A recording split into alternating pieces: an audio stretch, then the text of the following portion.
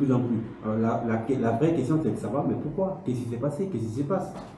Pourquoi? Pour moi, perso, je pense qu'il y a une sorte d'hypocrisie. Voilà. Il y a une véritable hypocrisie. J'ai vécu en Allemagne 5 ans. Et quand j'étais en Allemagne, pour la question par exemple de l'habitat, lorsque j'avais besoin d'un habitat, mais je me rendais, c'est l'agent immobilier, et j'habitais, pour tous ceux, monsieur le sait, pour ceux qui ont vécu en Allemagne ou en Suisse, j'habitais avec les Allemands, on va dire dans les quartiers allemands. Voilà, je n'avais pas de cité spécifique. Là, c'est une cité où on a 95% de black ou de beurre. On a ça ici en France. Je suis arrivé en France, j'étais choqué. Je me dis, mais pourquoi est-ce que c'est nous qui habitons? Il n'y a que nous là. Donc il y a une sorte d'institutionnalisation de cette séparation-là qui est tellement faite, qui est tellement profonde, que les gens se sont murés là-dedans. Aujourd'hui, on est tous, en fait, où on fait détonner, on se pose la question de savoir, mais qu'est-ce qui se passe? Pourquoi est-ce qu'ils sont entre eux? Mais oui, ils sont entre eux. On les a mis entre eux. Mais c'est peut-être pas à Sarcelles, on a des bars, montés du haut en bas, vous avez que la même communauté. Monsieur Touré, c'est peut-être notre faute à nous. Non, ça a été institutionnalisé depuis les années. Depuis la création des villes. Des villes, hein. Ça a été institutionnalisé depuis l'arrivée des premiers maghrébins pour travailler. Il y a une sorte d'institutionnalisation. Je suis en France depuis 1973. Il a avoué, ce qu'il vient de dire, il y a un élu, justement, il a avoué, c'était notre Monsieur Touré, par exemple, moi-même, quand j'ai quelqu'un de la famille qui vient, et si j'ai un appartement de libre à côté de chez moi, je l'amène à côté de chez moi. Et c'est naturel, c'est comme ça. Il y a des cités portugaises, des cités italiennes. Et on a laissé faire. L'année de 2000. Parce qu'en France, on n'a pas le droit de... Oui, ça c'est en théorie. Comment c'était? Il n'y avait que des étrangers. Tu ne peux pas avoir un seul... c'est un jeu de cartes, l'année 2000. Et ça, c'est pas normal. Excusez-moi, moi je vais vous donner un exemple réel que j'ai vécu. Par exemple, moi j'ai vécu 20 ans à Sarcelles. 20 ans. Et suite à mon emploi, j'étais obligé de changer de lieu de travail. Et j'ai fait déplacement avec mutation, avec déménagement. Et je vais vous donner l'exemple de mon épouse. À l'époque, quand j'ai trouvé Bessancourt, parce que Bessancourt, ça fait 10 ans que j'ai là. La commune, une petite commune qui a 7000 habitants. Il y a un petit peu tout le monde de toute communauté, mais sauf communauté turque, que je suis d'origine turque. Et ma femme m'a dit, ouais, mais il n'y a pas beaucoup de Turcs, qu'est-ce qu'on va faire là? Tant que tu vis bien avec tout le monde, tu peux vivre. Et après, elle a suivi. Aujourd'hui, elle ne veut pas s'en passer de Bessancourt. Parce que, au niveau voisinage, il n'y a pas de problème. Déjà, en soi-même, il faut changer. Et après, les voisins. Et après, c'est comme je l'ai dit tout à l'heure, l'effet boule de neige. Ça peut aller jusqu'en haut, même si limite c'est pas grave, en haut. Quand nous en bas on vit bien ensemble, il ne faut rien faire. Depuis tout à l'heure, on essaie de parler des problèmes qu'on rencontre. Mais il faut regarder l'origine des choses. C'est quoi l'origine des choses? Qu'est-ce qu'on peut regarder? La liberté, l'égalité et fraternité, c'est quand même les trois valeurs de la France, République France. Il faut regarder un petit peu à notre côté. Est-ce que nous, on remplit bien nos devoirs vis-à-vis autant que citoyens? On est bien intégrés, on respecte bien les droits, les devoirs et les droits. Et tout ça, il faut qu'on regarde à notre côté aussi. Justement, quand on ne voit pas que les élus qui sortent des lois pour défendre nos intérêts, et ce type. Mais nous, à notre côté, il faut qu'on se pose des questions, savoir où c'est qu'on en est dans cette vie. Est-ce qu'on remplit bien les devoirs qu'on a vis-à-vis de la vie en France? Certains entre nous, dans notre communauté, que je parle, mon entourage, moi aussi j'habite dans un village qui n'a aucun Turc, je suis seul, mais comme ta femme, moi aussi elle est bien intégrée et se trouve d'un bon entourage, voisinage, partage, tout ça. Justement, ils le disent, nous on ne connaissait pas la communauté des Turcs comme ça. Et il faut regarder notre image aussi, il faut regarder qu'est-ce qu'on fait, est-ce qu'on donne de bons exemples Est-ce qu'on fait des bonnes choses? Ça aussi, d'un autre côté, il faut regarder les choses. Je connais plein d'amis qui sont d'origine kurde, moi je suis aussi, qui ne font pas des choses bien aussi. Et justement, par rapport à ces genres d'associations, l'organisation, il faut qu'on le fasse comprendre. Des gens qui notre communauté, il faut qu'ils font des efforts pour justement participer à l'environnement, participer à la vie active. Si on ne fait rien, on le dirait toujours, eux ils font des mal pour nous. Et bien est-ce que nous on fait nos devoirs? Ça aussi, c'est un côté justement le but. Conseil, France, citoyenne, il faut qu'on se partage nos bons côtés. Ma femme, elle est intégrée. Moi, je suis intégré. La preuve. Je rentrais dans l'élection.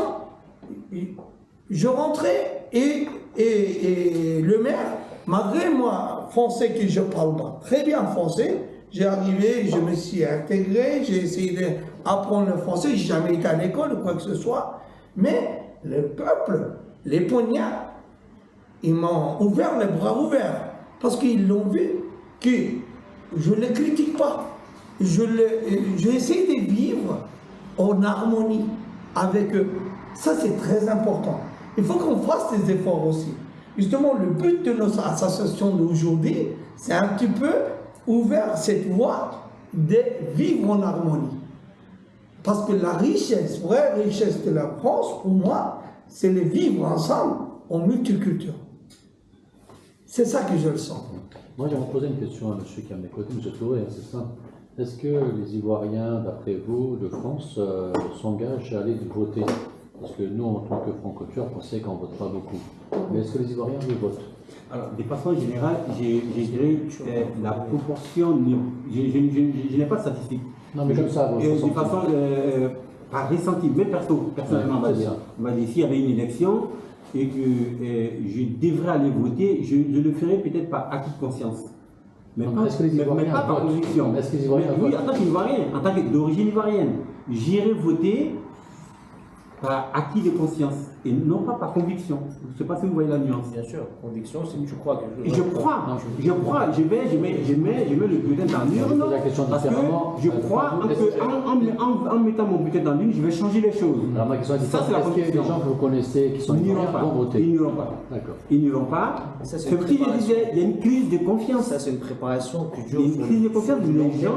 Les gens n'ont plus confiance au fait que le bulletin. Donc on voit que le problématique est la même pour tout le monde, quoi. Hein. Le bulletin change vraiment quelque chose. Il n'y croit pas, en fait, on va dire. Voilà, il n'y croit pas. Comme vous avez parlé de représentativité au niveau des médias, au niveau social, mais pas que. Mais pas que. Monsieur a raison quand il parle de cet effort, on dira, d'intégration. Après, c'est vraiment une pièce à deux faces. Si vous posez la question aux jeunes qui sont dans les quartiers ou sous les bars d'immeubles, ils diront « mais j'ai tout fait, j'ai tout essayé ». Eux, selon eux. Et puis, monsieur dira « mais moi, j'ai essayé autre chose dans le village et j'ai été intégré jusqu'à ce que je devienne conseiller municipal ». Donc, chacun a sa façon de voir les choses. Mais une chose reçue, pour moi, il y a une grande hypocrisie entre ce qui se passe en réalité et ce qui se dit. Voilà. Alors, je voudrais juste relire l'affiche de présentation de la table ronde d'aujourd'hui. Face à la. Et c'est aussi pour vous répondre, parce que vous avez dit, on parle un peu de tout. Alors, on n'est pas professionnel non plus, on découvre. Et c'est vrai qu'il y a beaucoup de choses à discuter. Et c'est vrai qu'il faut quand même un fil conducteur pour pas qu'on s'éparpille trop. Donc, je vais juste relire pour recadrer le débat. Mais c'est vrai qu'il y a donc un effort d'intégration qu'il faut qu'on fasse, chacun. Hein, parce que, bon, même si on est là depuis, moi je suis né, j'ai 42 ans, je suis né ici, mes parents sont venus avant, mais il faut quand même qu'on aille vers l'autre, on dit ah ben je suis pas le terroriste, le dangereux que vous pensez, regardez je parle français aussi bien que vous, je vais dans les mêmes écoles, etc. Il faut vraiment toujours avoir cet effort de la communauté, de l'association dans laquelle on est. Puis il y en a qui disent pourquoi j'ai un effort à faire, finalement je suis né ici, pourquoi est-ce que je devrais. Mais oui, il faut malheureusement. Il y a un travail sur les mentalités qu'il faut continuer à faire. Et chez les jeunes, là je ne vous entends pas beaucoup, c'est pour ça que je vais interroger un jeune là. il y a un effort d'implication, il faut vraiment qu'on le fasse. Il y a une prise de conscience par rapport aux dangers, par rapport à nos carences en fait, et il faut vraiment s'impliquer. Donc je relis juste l'affiche. Donc, face à la montée du racisme et de l'extrême droite, qui menace notre vivre ensemble, et les droits de l'homme, les droits fondamentaux, construire de nouveaux modèles en matière de droits de l'homme pour protéger notre cohésion sociale. C'est ça le but en fait. C'est comment pouvoir rester ensemble sans, parce qu'on veut nous amener à se faire détester. Hein. Parce que les politiciens, ils se nourrissent de ça, ils travaillent sur les clivages pour avoir des votes de l'un, ils regardent de toute façon ceux d'origine turque qui ne votent pas, donc eux, je peux sacrifier eux, je peux avantager l'autre communauté, etc. Donc même le problème, c'est que même nous, en tant que communauté isolée, on risque de se rentrer les uns dans les autres, alors qu'on est dans le même bateau, quoi. Et donc, la déconnexion qu'il y a avec les politiques, la question que je me pose, c'est est-ce que finalement les hommes politiques, parce que nous, en termes de valeur électorale, on n'est pas très cher, on n'est pas très lourd, est-ce qu'ils ne nous ont pas négligé au profit des patrons du CAC 40 et des grands groupes de lobby? Je voudrais interroger le commissaire aux comptes, peut-être que... Je vois pas s'il a les yeux ouverts ou fermés ici. Non, mais voilà. je sais toujours réveiller. Sans vouloir faire de politique, hein, mais est-ce que les hommes politiques ne travaillent pas plus pour les entreprises, les grandes entreprises, les multinationales, que pour le peuple finalement? En fait, moi, ce que j'ai déduit en tant que, je vous écoute, hein. En fait, c'est comme si on avait évoqué plusieurs morceaux d'un puzzle, mais sans forcément les unifier, les rassembler, parce que aujourd'hui, des problématiques socioculturelles, parce qu'il ne faut pas regarder que l'aspect racisme ou montée de l'extrême droite, parce que le racisme existe partout dans le monde. C'est pas que c'est une conviction humaine, je dirais. On ne peut pas comprendre qu'il y a beaucoup de racistes dans les Turcs, il y a beaucoup de racistes dans les Chinois. C'est une chose qui finalement, je ne pense pas qu'on peut,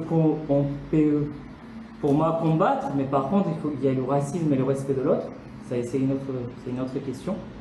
Concernant socioculturel et les impacts économiques, aujourd'hui, effectivement, si on regarde l'immigration, aujourd'hui, parce qu'effectivement, la France avait besoin de main-d'œuvre à l'époque, elle a apporté l'immigration parce que quand même c'était quand même tiré par les grands patrons à l'époque en France. En même temps, aujourd'hui, à l'époque, les Français, ils étaient aussi preneurs de cette immigration. Parce que c'était une population vieillissante, etc. Il y avait une forte croissance économique, il fallait des gens qui travaillent. Après, je pense qu'il y a eu beaucoup de problèmes personnels, parce que à la fois personnel, culturel, je dirais, à la fois économique, parce qu'aujourd'hui, la France, ça a été aussi évoqué comme un morceau de puzzle est en train de faire un déclin économique. La France perd parce que beaucoup je dirais, de ce fleuron économique, elle se déclasse, mais ça c'est une réalité, on voit en France, même dans la vie de tous les jours. Les gens se raillent, parce que même il faut regarder par exemple les événements des Gilets jaunes ou toutes les autres manifestations, parce qu'aujourd'hui il y a une France où les gens travaillent, mais disent ils ne vivent plus à leur faim. Ils disent on travaille toujours pour les autres. Et ça, je pense que c'est ce sentiment de mal-être au fond de tout le monde, et à la fois aussi il y a aussi le sujet d'implémentation des administrations, parce que il y a beaucoup de Français qui disent nous on s'est mis à l'écart parce que du coup il y a la France recule, parce qu'aujourd'hui par exemple en ce moment j'essaie de chercher une maison et je pars beaucoup d'endroits, il n'y a pas de médecin, il n'y a pas de boulangerie. Du coup finalement on voit que finalement il y a une France, on devient plus pauvre. À la fin il y a une France, finalement on paye beaucoup d'impôts, l'État n'est pas présent partout. Et les entreprises de CAC 40, parce qu'ils voient que les entreprises de CAC 40, qu'est-ce qu'ils font? Parce que c'est normal, parce que c'est des sociétés, il faut qu'elles gardent leur rentabilité. Ils jouent sur les facteurs dynamiques de la société, à la fois politique et démocratique, pour que finalement, tout en gardant la rentabilité des grandes entreprises, et il y a à la fois une harmonie sociale, parce qu'aujourd'hui, sachez que les entreprises ne peuvent pas forcément être totalement étrangers aux besoins sociaux. Je pense que peut-être que vous allez voir dans les années à venir, il y a beaucoup de lois européennes qui vont sortir, notamment sur la responsabilité sociale des entreprises. Et dans la responsabilité sociale des entreprises, maintenant on doit communiquer le nombre de nationalités qui travaillent dans une entreprise. Pourquoi je dis tout ça? Parce que finalement, je pense que quand on regarde tout ça, parce qu'effectivement l'État, même dans nos vies personnelles, quand on doit prendre des décisions, on fait une balance entre les effets néfastes et les effets positifs. Et c'est normal qu'en fait, comment vous le dire, les entreprises et la société politique gardent les intérêts aujourd'hui des grandes entreprises, parce qu'aujourd'hui, c'est clair, parce que les grandes entreprises quand même sont créateurs de valeur ajoutée, on ne peut pas le nier, mais à la fois, c'est pourquoi, je pense qu'il y a aussi, je rejoins l'exemple de Free, parce que aujourd'hui, les gens, il y a un désamour pour la politique, parce que la qualité des hommes politiques français a beaucoup baissé. Ouais. Ça, c'est un vrai sujet. Du coup, aujourd'hui, on a une classe politique qui sort d'une élite, qui est formée à des théories très de préhistoire, qui ne s'appliquent pas peut-être à la vie d'aujourd'hui, et une économie qui est en déclin. Pourtant, ils doivent aussi garder leur siège. Et pour garder leur siège, ils ont besoin de financement, ils ont besoin de fonds. En fait, tout ça, c'est un cercle, c'est un court-circuit. Ça tourne en rond dans un cercle bien précis. Du coup, aujourd'hui, après, comment dire, c'est pas un problème qui est forcément lié à la France. Hein, cette lobby des riches et des grandes entreprises, ça existe dans le monde entier, ça existera toujours. Et aujourd'hui, ce qu'on peut faire, nous, je pense qu'à notre côté, c'est d'être, même dans les grandes entreprises, dans la vie politique, et comment je rejoins un peu le mouvement de dire, écoutez, il y a des problèmes, et dans ces problèmes, il faut qu'il y a certaines choses qu'on peut faire, il y a certaines choses qu'on ne peut pas, notamment certaines choses qu'on peut faire, c'est de montrer, faire un pas à l'autre, et d'être explicite avec l'autre, et dire que finalement, on est comme les autres. Je voudrais rajouter un petit truc aussi, ce que vous avez dit également, ce que Ramazan avait dit. J'ai expérimenté la chose, sans faire exprès bien sûr. Donc c'est une petite anecdote, c'était à peut-être 6-7 ans de ça, où j'avais... c'était la fête de l'Aïd, et donc du coup j'avais demandé à ma femme de faire des petits gâteaux et de les distribuer à les voisins. Donc elle m'en a fait en quantité limitée. Donc je me suis dit, ça ne suffisait pas pour tout le monde, donc je dis, je vais me mettre dehors et je vais distribuer au premier venu. Donc je vais aller vraiment au pif, quoi. Et donc je me mets avec mon petit panier, j'attends dehors, et comme par hasard, il y a la personne entre guillemets que je ne voulais pas, une voisine qui arrive, donc du coup qui parle pas du tout avec moi, les voisins, entre guillemets les étrangers, donc qui est, je ne vais pas dire qui l'est, je ne vais pas savoir, mais qui est vu comme raciste entre guillemets. Donc j'ai dit voilà, il n'y a plus rien à faire, moi j'ai dit que j'allais au hasard, donc du coup j'ai vu elle, je vais y aller. Donc du coup je suis parti bien sûr, donc je suis parti à parler. Donc j'ai dit bonjour, elle a un peu sourire, etc. Donc elle était très choquée, avec son fils également. Et donc j'ai dit ben voilà, c'est notre fête, etc. On distribue les gâteaux, donc voilà, servez-vous, tenez. Et donc elle m'a dit ok, donc elle était choquée, elle a pris le gâteau, j'ai aussi tendu les gâteaux donc, à son fils. Donc ils ont pris, après j'ai même tenu, il en a un deuxième quoi. Et donc du coup elle a pris, elle est partie. Depuis ce jour-là, je suis la seule personne à qui la femme me dit bonjour. Depuis ce jour-là, avec le sourire. Non mais c'est incroyable, je me suis dit à quel point un petit gâteau qui vaut rien du tout, mais en fait c'est un très très grand geste pour moi. Voilà. J'ai gagné son bonjour, j'ai gagné son sourire. Mes voisins me disent mais qu'est-ce que tu as fait à elle pour qu'elle puisse te dire bonjour. Non mais incroyable, incroyable, j'ai fait exprès. Mais depuis ce jour-là, j'ai complètement changé de mentalité. Dans le sens, je n'irai pas à dire allez tout le temps chez les gens, parce que je ne veux pas avoir ces complexes d'infériorité. Mais sachez que quand vous faites un petit geste, franchement, vous pouvez changer beaucoup de choses. Exact. Vous pouvez changer la personne, ses idées et même les messages qu'elle va transférer autour de vous. Une chose que je voulais dire, c'est que c'est un gâteau turc, c'est pour ça. Peut-être. Ça fait l'effet. Une question par rapport à l'intervention de monsieur. Monsieur, est-ce que vous croyez que par rapport à votre intervention, il y a une lien de cause à effet entre